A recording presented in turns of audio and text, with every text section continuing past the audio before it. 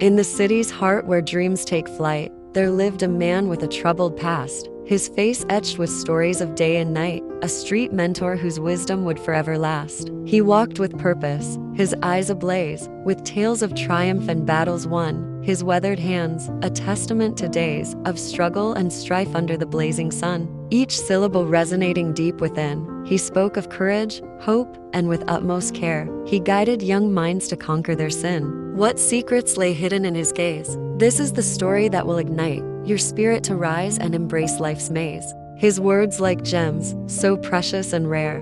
But who was this man with a soul so bright? He learned about history, science, philosophy, psychology, everything that could help him understand the world around him and the people in it. With each book he read, his mind expanded, and with each page he turned, his resolve to make something of himself grew stronger. They loved him for his kindness, his patience, and his ability to make learning fun and engaging. He believed that education was the key to success, and he was determined to help the street children unlock their potential. He taught them to dream big, to set goals, and to work hard to achieve them. For Michael, teaching was not just a way to pass on knowledge, it was a way to give back. There were times when they had to beg for food or money, and there were instances when they were ridiculed or beaten by other children or adults. Despite these challenges, Michael never gave up on them. He continued to encourage them, to push them to be their best, and to show them that they were valued, that they mattered. Show them that you're not like them, that you're better than they are. To pay it forward to help break the cycle of poverty and ignorance that had trapped so many people in the streets. Despite the help,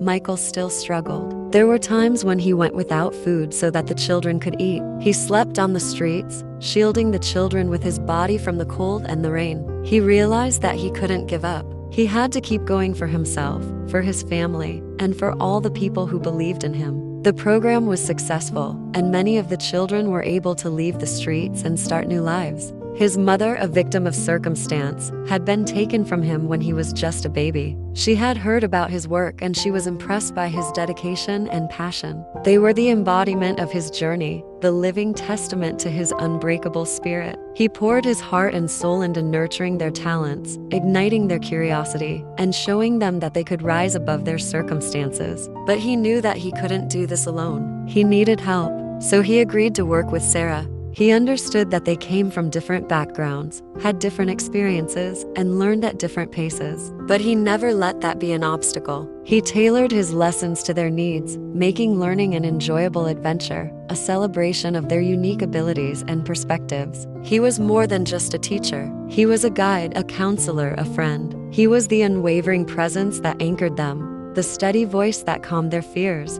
the helping hand that lifted them up when they stumbled. He found joy in seeing the children grow, in witnessing their triumphs, in knowing that he had played a part in their journey. Sarah offered to help him, to connect him with resources that could provide the children with the support they needed. He saw education not just as a means to an end, but as a transformative journey. For he proved that it's not where you start, but how you rise that truly matters. The children he had taught, the lives he had touched, they became beacons of change in their communities. They carried with them the lessons he had taught them, the strength he had instilled in them, the hope he had ignited in their hearts. It was the key that unlocked doors to opportunities, dreams, and aspirations they might not have dared to dream of. And his father, a man with a heart hardened by the streets, left him to fend for himself. He nurtured those seeds with his guidance, his encouragement, and most importantly, his belief in them. He showed them that their struggles didn't define them. Their resilience,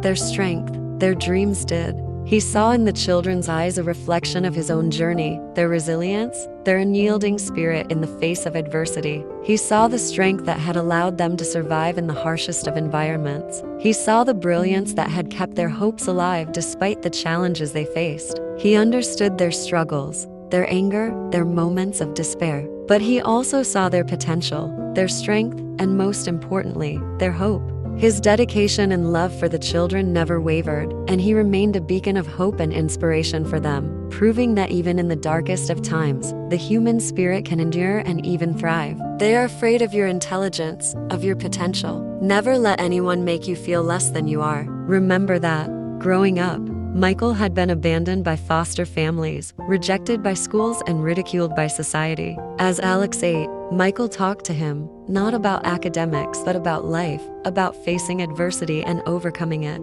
He told Alex stories of his own struggles, of the times he had been beaten and rejected, and how he had picked himself up and started again. He came to Michael, his face swollen and his body bruised, and told him he wanted to give up, not only because of the love he had for the child, but also because he knew that giving up was not an option. He pulled Alex into a hug, his strong arms enveloping the boy in a gesture of comfort and support. "It's not worth it," Alex said, his voice shaking. "They beat me up for trying to learn." Yet through it all, he had held on to his humanity, refusing to let the pain and suffering of his past define him. He was known as Daddy Long Legs due to his towering height and his elongated limbs, a nickname given to him by the children in the area that idolized him. Some called him the Professor due to his vast knowledge on various topics which he willingly shared with anyone who sought his wisdom. But his real name was Michael. He had been through the darkest depths of society and emerged with a spirit unbroken. Michael had seen more hardship at 21 than most people do in a lifetime. Instead, Michael turned to books, immersing himself in their pages and absorbing the knowledge they contained. As he got older, Michael began sharing his knowledge with the street children, teaching them not just about academics, but also about life, about how to navigate the world and make something of themselves despite the challenges they faced. He became a father figure to them, someone who showed them that they were capable of greatness, that they could achieve anything they set their minds to. The street children idolized Michael. They would gather around him, hanging on to his every word, soaking up his wisdom like sponges. Despite the hardships he had endured, Michael never lost hope. But Michael's work was not easy. There were days when the children were too hungry or too tired to learn. One day, one of the street children, a young boy named Alex, was beaten up by a group of older boys. Michael looked at Alex, his heart breaking, but he knew he couldn't give up. "Alex, my boy, they beat you because they are afraid of you," Michael said softly, his voice filled with conviction. Michael then took Alex to a nearby store, bought him some food and cleaned his wounds. "I know it's tough, Alex," Michael said, "but you have to keep going. You have to prove them wrong." And Alex listened, his eyes wide with admiration and determination. News of Michael's work spread throughout the community, and soon he had a small following of supporters who donated books, food, and money to his cause. One day, a social worker named Sarah approached Michael. Michael was hesitant at first. He had been burned by social services before and he didn't trust easily. Together, they created a program that provided the street children with education, healthcare, and social services. As the years passed, Michael continued to work with the street children, shaping their lives and guiding them toward a brighter future. For Michael knew that poverty wasn't weakness, it was raw strength. It was the fuel that ignited his purpose. To Michael, these children weren't just students, they were his legacy. For Michael, being a mentor wasn't just a role, it was a calling. It was a responsibility he carried with honor and pride.